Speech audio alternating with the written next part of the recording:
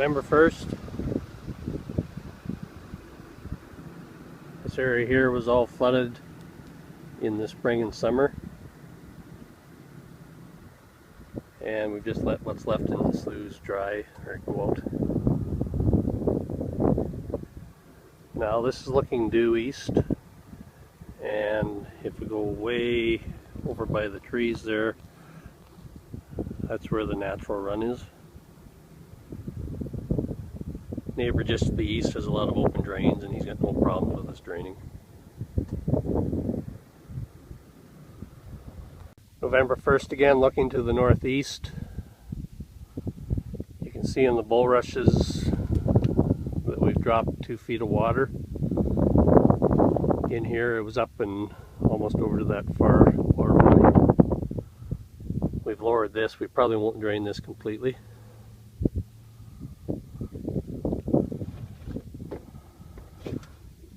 And this goes up into a narrow chain of sloughs or drain up with here. And this will drain. It's about 2 or 3 feet higher.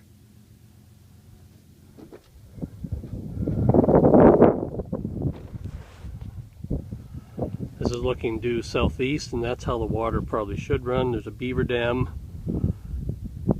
in the far southeast that's blocking the water from going onto the same neighbor that's complaining. So rather than take it out and put it across his land, we're trying to bring it up and through the ditch and down through a natural drain.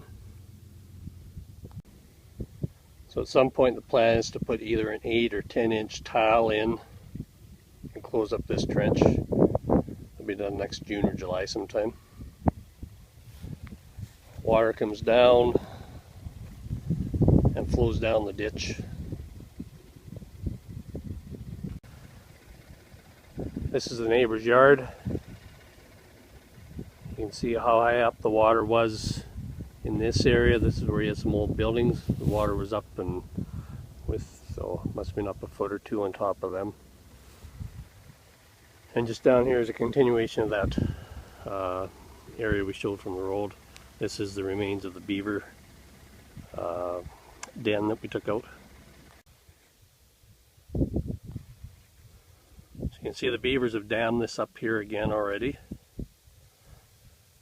That trickle of water is what is going over from what water I released. And the rest is being dammed and held back.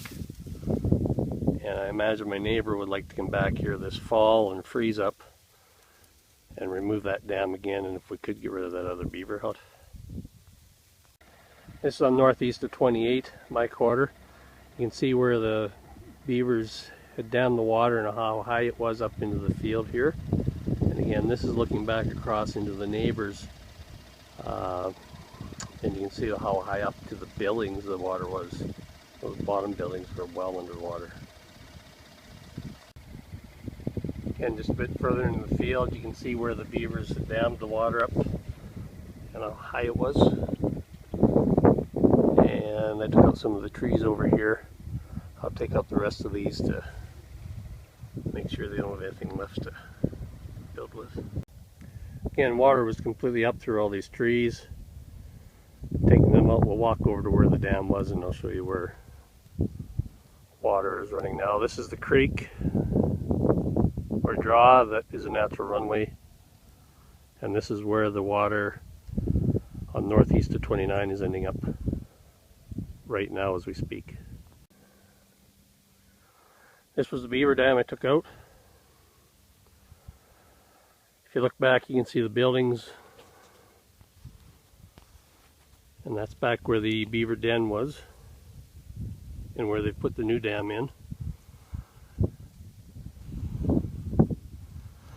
So the water we're draining right now is coming into this area. But as you can see, the beavers have it dammed up. There's actually nothing even flowing. And again, I'm pretty sure my neighbor would like the water removed because otherwise he can't get in to get his grain out. This is the roadway down at the neighbor's where the water comes through. It's full of bulrushes. And if you look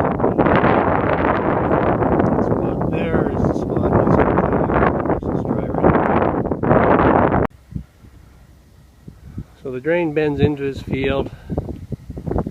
There's a bit of water sitting here still. And it goes down the ditch and then actually runs back to the west and hooks up with Gopher Creek eventually.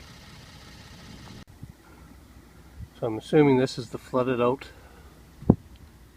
area that he's complaining from the beaver dam I let go about 10 days ago. And what should be let go again.